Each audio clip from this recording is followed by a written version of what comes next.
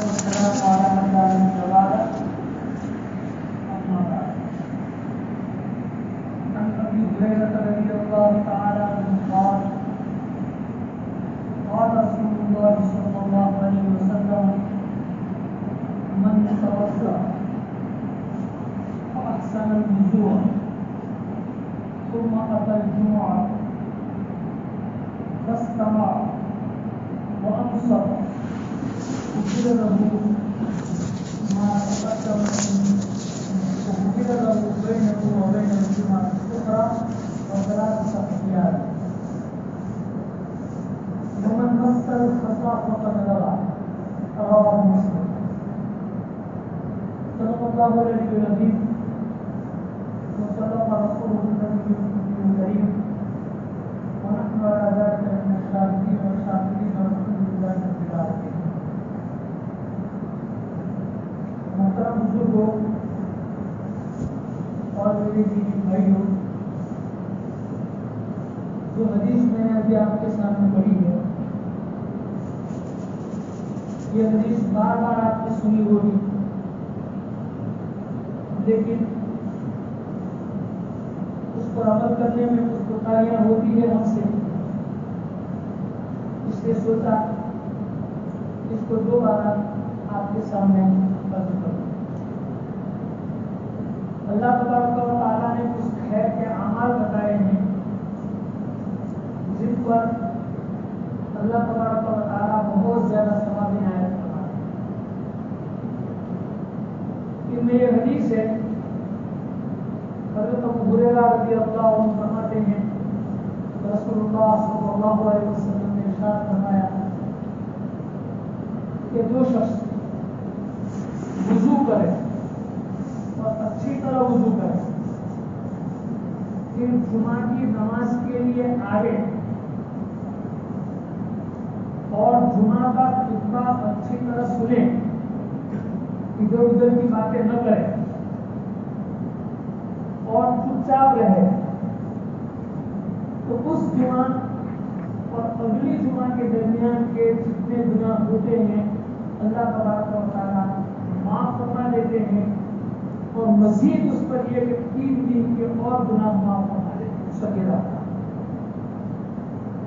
اور جو کوئی کنکر وغیرہ کپڑے وغیرہ سے کھیلتا ہے تو وہ کام کرتا ہے، ایسے آدمی کو ان چیزوں سے بچنا ہے۔ اس حدیث میں جمعہ کے دین کی اور جمعہ کی نماز کی فضیلت بیان کی گئی ہے۔ احادیث مبارکہ میں جمعہ کو سید الایام بتایا گیا، یعنی سارے دنوں کا سردار، سارے دنوں کا سردار بتایا گیا، اور اس میں یہ بتایا گیا ہے کہ نیکیوں کا ثواب بھی اللہ تبارک و تعالیٰ اس دن میں بڑھا دیتے ہیں۔ یہاں تک کہ حدیث پاک میں آتا ہے کہ رسول اللہ صلی اللہ علیہ وسلم نے ارشاد فرمایا جمعہ کے دن میں اگر کسی کی موت واقع ہوتی ہے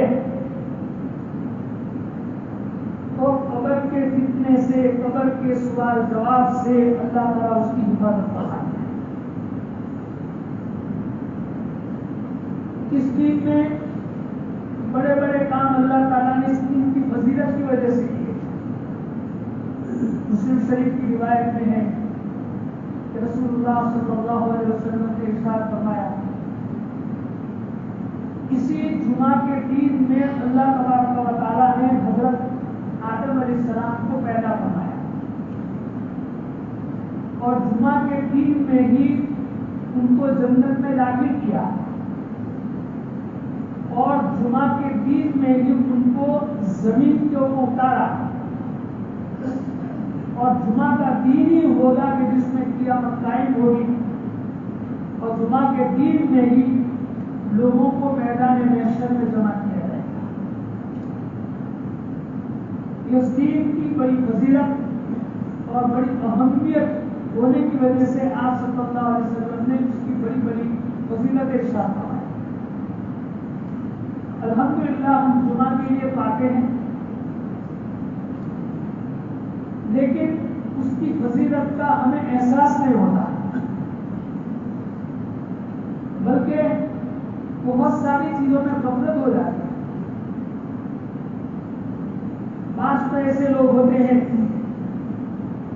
کہ جن کو جمعہ کی بھی کوئی پرواہ نہیں، بس عید والے ہوتے ہیں،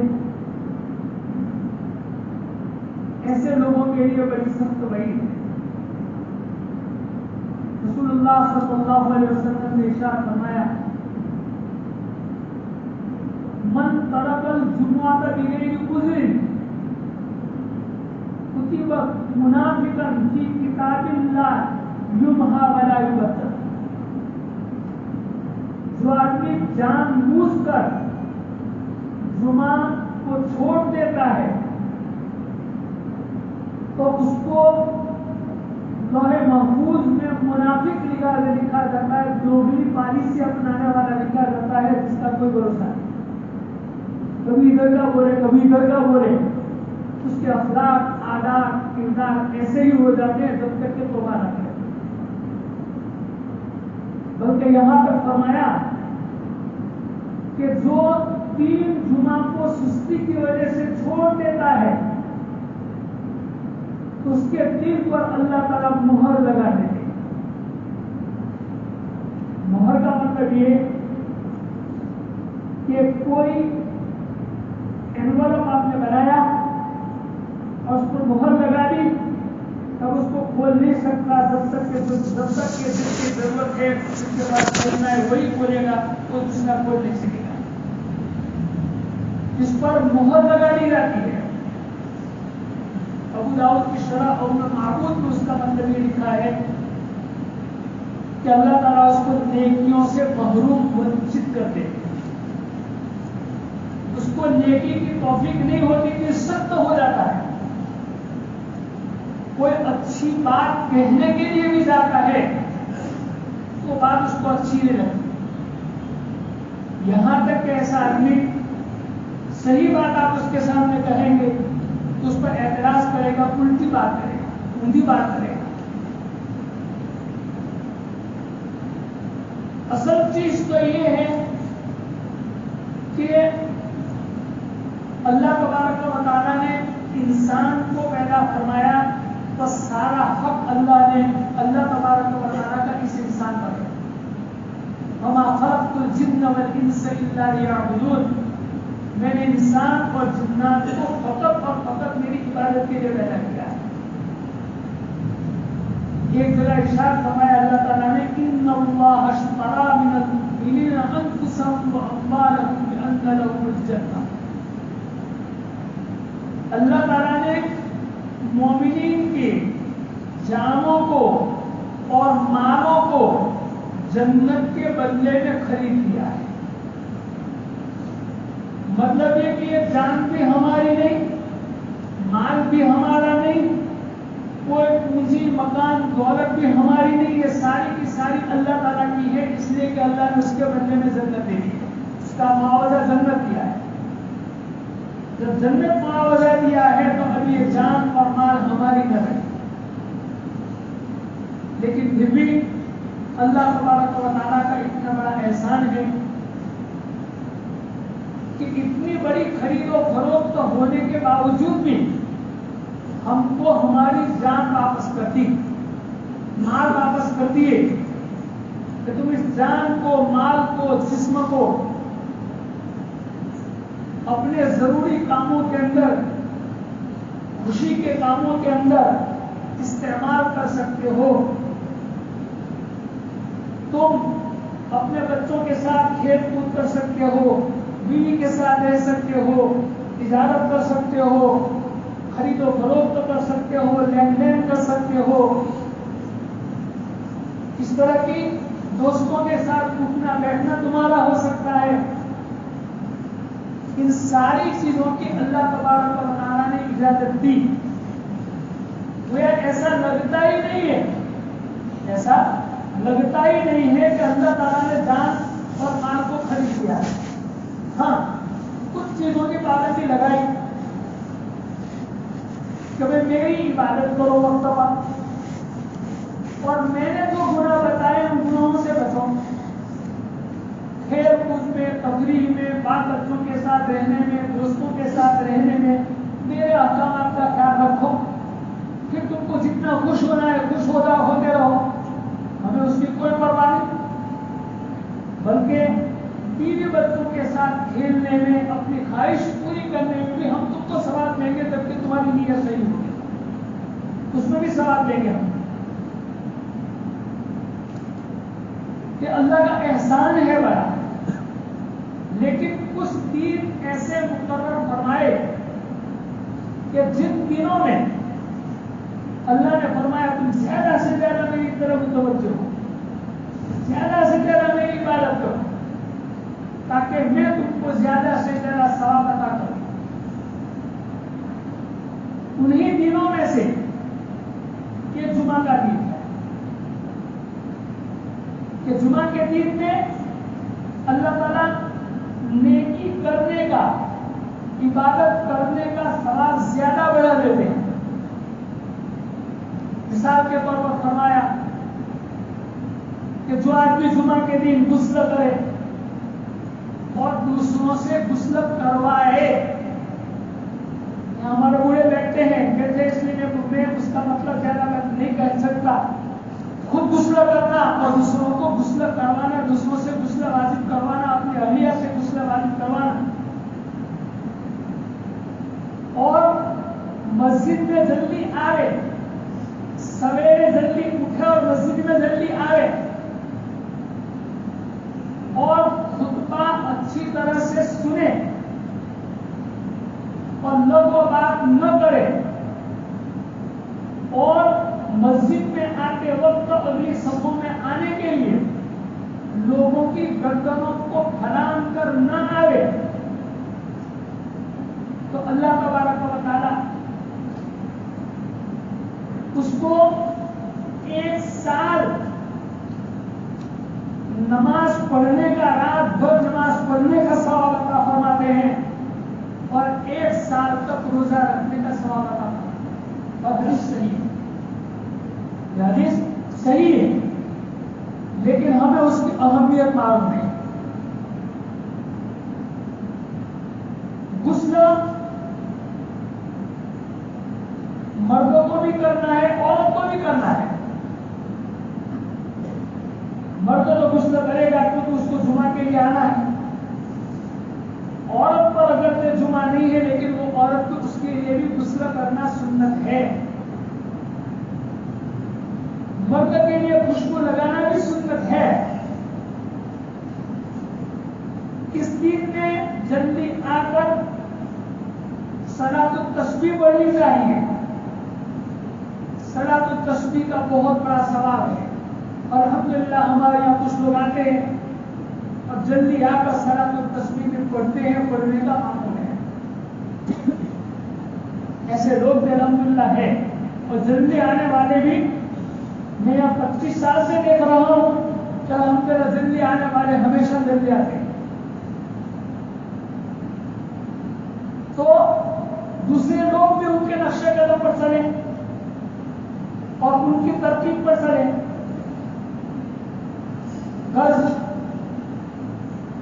اس دن کے اندر جلدی آنا چاہیے، اور میں نے عرض کیا اس کے مطابق صلاۃ التسبیح بھی پڑھنی چاہیے. جمعہ کے دن سورہ کہف پڑھنے کا بھی بہت بڑا ثواب ہے. مغرب کے بعد سے لے کر عصر کے بعد تک، مغرب سے پہلے تک سورہ کہف 1 مرتبہ پڑھ لینی چاہیے. بہتر ہے کہ گھر پر ہی پڑھے. اگر گھر پر نہیں پڑھ سکتا تو جلدی آ جائے اور یہاں آ کر پڑھے سورہ کہف کو. حدیث میں ہے کہ رسول اللہ صلی اللہ علیہ وسلم نے ارشاد فرمایا کہ جو آدمی جمعہ کے دن سورہ کہف کو پڑھتا ہے تو سورہ کہف پڑھنے والے کو اللہ تعالیٰ پیر سے لے کر آسمان تک ایک نور عطا فرمائیں گے جو اس کو کل قیامت کے دن کام لگے گا. اس کے سارے صغیرہ گناہ معاف کر دیں گے، بلکہ بعد میں آتا ہے اس کی آخری اور پہلی آیات کے بارے میں کہ دجال کے فتنوں سے بھی اللہ تعالیٰ حفاظت فرمائیں گے. دجال تو آنے والا ہوگا تو آئے گا، لیکن ہر چیز کے آنے سے پہلے کچھ نشانیاں ہوتی ہیں. ہر چیز کے آنے سے پہلے کچھ نشانیاں ہوتی ہیں. چھوٹے چھوٹے دجال اس کے کارندے آتے ہیں.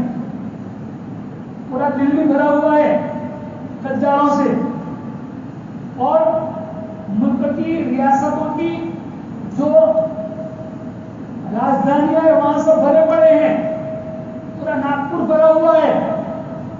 دنیا میں سارے دجال بھرے پڑے ہیں. روزانہ نئے فتنے نکال کر نئے وسوسے لوگوں کے دلوں میں ڈالتے ہیں. طرح طرح کے وسوسے ڈالتے ہیں. آپ نیوز سنیں، اخبار پڑھیں، آپ کا دماغ خراب ہو جائے گا. کوئی خبر صحیح نہیں ہوتی الا ماشاء اللہ.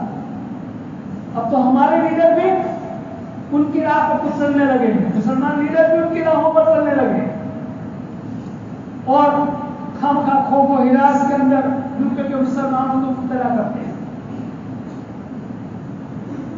اگر ان فتنوں سے بچنا ہے تو عبادتوں کی پابندی کیجیے اور سورہ کہف جمعہ کے دن ہمیشہ پڑھنے کی عادت ڈالیں. آپ جمعہ کے دن سورہ کہف پڑھیں گے کہ یہ فتنے آپ کو اثر نہیں کریں گے اور ان کے وسوسوں میں آپ مبتلا نہیں ہوں گے. ورنہ حالات ایسے کر رکھے انہوں نے کہ آپ کے دماغ کو چین و سکون ہی دماغ کا چین و سکون ہی کچھ چھین لیا ہے. لیکن اللہ تعالیٰ مسبب الاسباب ہے. اللہ پر اصل بھروسہ کرنا ہے. رضا بالقضاء یہ ہمارا کام ہے. اس لیے اللہ کی تقدیر پر راضی رکھتے ہوئے اس کی طرف متوجہ ہوں گے. فتنوں کا سہارا لینے کی ضرورت نہیں. کوئی پارٹی میری آپ کی نہیں ہے، تو کوئی لیڈر میرا آپ کا نہیں ہے. فقط ایک اللہ ہے، اس کو راضی کر لیں گے تو سب راضی ہو جائیں گے. ہمارا کام سب ہو جائے گا، کوئی نقصان نہیں ہوگا. بہرحال یہ جمعہ کے دن کے سلسلے میں نے عرض کیا کہ صلاۃ التسبیح بھی پڑھیں اور سورہ کہف پڑھنے کی بھی عادت ڈالیں. اور جمعہ کے دن سورہ دخان پڑھنے کے بھی بہت بڑے ثواب ہیں. جمعہ کے دن سورہ دخان پڑھنے کا بھی بہت بڑا ثواب ہے. ان سورتوں کو بھی ہم پڑھیں. حدیث کے اندر آتا ہے کہ جمعہ کے دن میں ایک گھڑی ایسی آتی ہے کہ جس گھڑی میں جو کوئی بندہ اللہ تبارک و تعالیٰ سے مانگتا ہے، جو کوئی بندہ اللہ تبارک و تعالیٰ سے مانگتا ہے، اللہ تبارک و تعالیٰ سے جو کوئی دعا مانگتا ہے، اللہ تعالیٰ اس کی دعا ضرور قبول فرما دے. اس کے بارے میں بہت سارے اقوال ہیں، لیکن دو مشہور اقوال ہیں. پہلا قول یہ کہ امام جب خطبہ دینے کے لیے ممبر پر چڑھے اس وقت کہیے گا جمعہ کی نماز جب تک نہ ہو جائے اس وقت تک اس درمیان میں جو کوئی بھی موقع ملے ہاتھ اٹھائے بغیر دعا کرتا. تو میں خاص کر کے دو خطبوں کے درمیان میں امام جب بیٹھتے ہیں اس وقت ہاتھ اٹھائے بغیر مختصر طور پر اپنے دل میں اللہ سے دعا کر لے، آپ کی دعا ضرور قبول ہوگی. صاحب مختار نے لکھا ہے، حافظ بن حجر اسقلانی رحمۃ اللہ نے لکھا ہے کہ امام کو دو خطبوں کے درمیان میں قل ھو اللہ احد کی پوری سورت پڑھنے کی مقدار پر بیٹھنا چاہیے.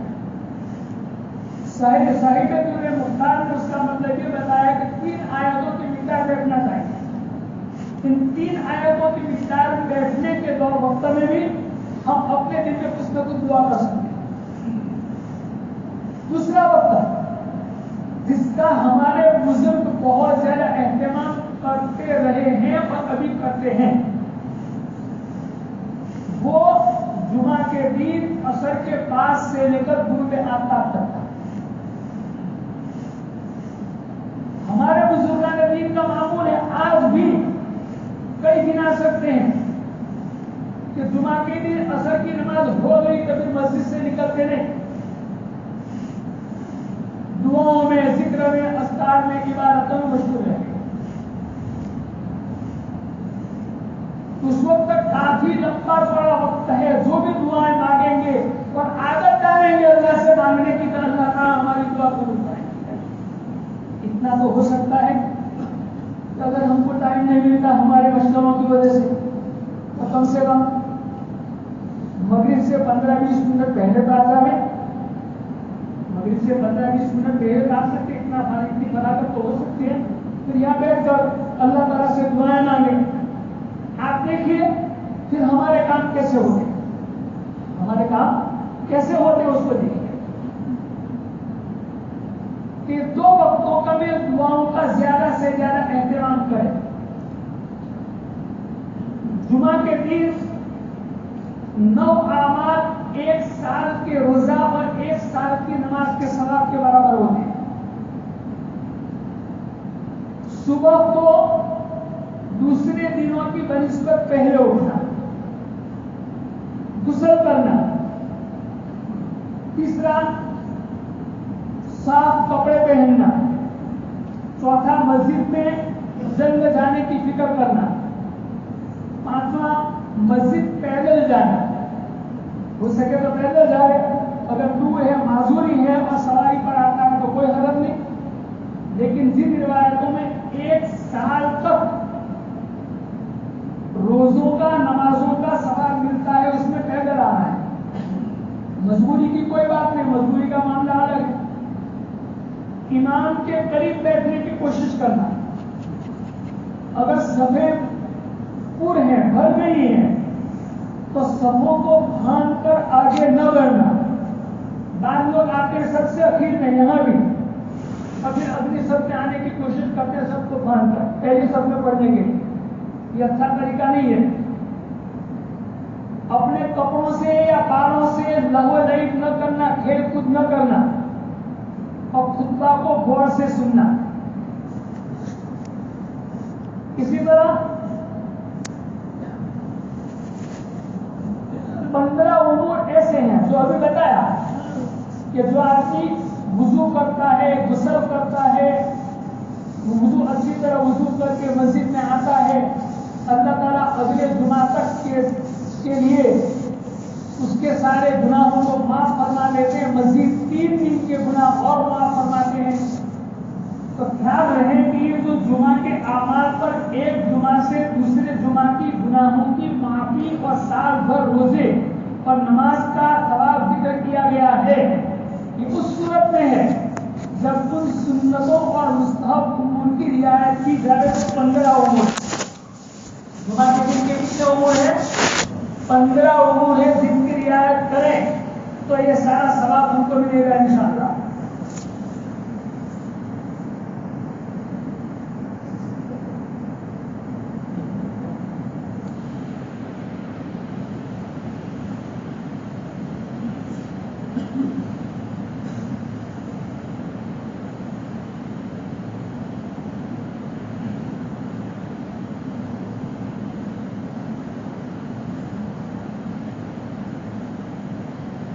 एक तो गुस्ल करना है, एक जुमा के दिन गुस्ल करना, दूसरा सर की सफाई करना अगर सर की सफाई नहीं हुई है तो, तीसरा कपड़े की सफाई और उंदरी,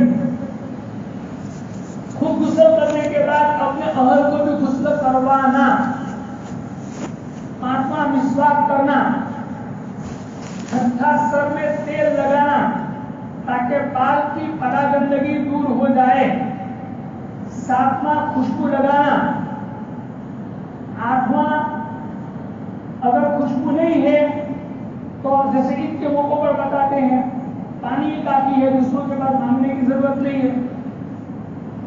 आठवां उम्दा और अच्छे कपड़े पहनना, नौवां सुबह जल्द जाना, 10वां पैदल जाना, 11वां गर्दन न भांगना, 12वां दो आदमियों के बीच में न घुसना, 13वां इमाम के करीब होना और 14वां खुतबा ध्यान से सुनना, कोई लघु 15वां कोई लघु हरकत न करना है, इधर उधर न करना। ये जुमा के दिन के 15 अमाल हैं। तो उम्मीद है कि हम इन अमाल की पाबंदी करेंगे और इसीलिए निकाह भी जुमा के दिन करवाना ये मुस्तहब है। उलमा ने लिखा है कि मुस्तहब ये है कि निकाह सबसे बेहतर दिन में और सबसे बेहतर वक्त में, सबसे बेहतर मकाम पर और सबसे अफजल जगह पर किया जाए। सबसे बेहतर दिन जुमा का दिन है और सबसे अफजल जगह ये मस्जिद है, जहां जमात के साथ नमाज होती है, वो मस्जिद है। और सबसे अफजल वक्त असर के बाद का है। अगर असर के बाद किसी को फुर्सत मिलती है तो ठीक, अगर मशवरा रहता है तो जुमा के बाद भी कर सकते हैं, क्योंकि उस वक्त मजमा ज्यादा होता है, लोगों को सहूलत रहती है। और सबसे अफजल जगह ये मेहराब और मिंबर के पास बैठ कर निकाह करना है। निकाह करते वक्त में नियत हो हमारी सुन्नत की, क्या निकाह निस्फुल ईमान, खुदा नियत कर ले कि आधा ईमान मेरा मुकम्मल है, अब तो दूसरा आधा ईमान निकाह के जरिए से मुकम्मल होगा। नौजवान कितनी भी इबादत करे लेकिन उसका ईमान आधा है जब तक के शादी नहीं करता। और आज के जमाने में 21 साल का बच्चा हो जाए और 18 साल की लड़की हो जाए, फौरन शादी करवा देना चाहिए ताकि गुनाहों से न बचे। आप देखिए रोजाना कितने वाकयात पेश आते हैं इधर उधर भागने के, और कितने खतरनाक वाकयात, आज भी कोई वाकयात, कल नए नए वाकयात सामने आते हैं और गैर मुर्तद होने के वाकयात होते हैं। इसलिए जल्दी शादी कराओ, इसलिए जल्दी से जल्दी शादी कराओ। बहरहाल एक तो निकाह करना है ईमान को मुकम्मल करने के लिए, दूसरा नबी अकरम सल्लल्लाहु अलैहि वसल्लम की सुन्नत पर अमल करने के लिए, तीसरा निकाह का मकसद ये हो कि निकाह के जरिए से सुकून हासिल होगा, ताकि तुम उसके जरिए से सुकून हासिल करो। अगर कोई मुझे सुकून हासिल नहीं होता तो कोई कमी होगी, बाकी निकाह एक ऐसी चीज है उसके जरिए से दिल का सुकून और इत्मीनान हासिल होता है। चौथा, गुनाहों से बचने की नीयत हो। हुन्ना लिबासुल लकुम व अंतुम लिबासुल लहुन। मर्द औरत की वजह से गुनाह से बचता है और औरत मर्द की वजह से गुनाह से बचती है। गुनाहों से बचने के लिए सबसे अच्छा रास्ता है। और आखिरी ये कि नबी अकरम सल्लल्लाहु अलैहि वसल्लम की जो उम्मत है, उम्मत में इजाफा और बढ़ोतरी करने के लिए ये नीयतें होगी आपकी, तो आप चाहे कुछ भी करें, खेले कूदे, हंसी मजाक करें, अपनी ख्वाहिशात पूरी करें, हर मौके पर आपको सवाब ही सवाब मिलेगा। अल्लाह ताला मुझे और आपको इस पर अमल करने की तौफीक अता फरमाए। और जिनकी शादियां नहीं हुई है, अल्लाह ताला उनको कुर्रत आयुन यानी ऐसे जोड़े अता फरमाए जो ठंडक वाले हों, आंखों की ठंडक वाले हों और शादियां जल्दी से जल्दी हो जाए।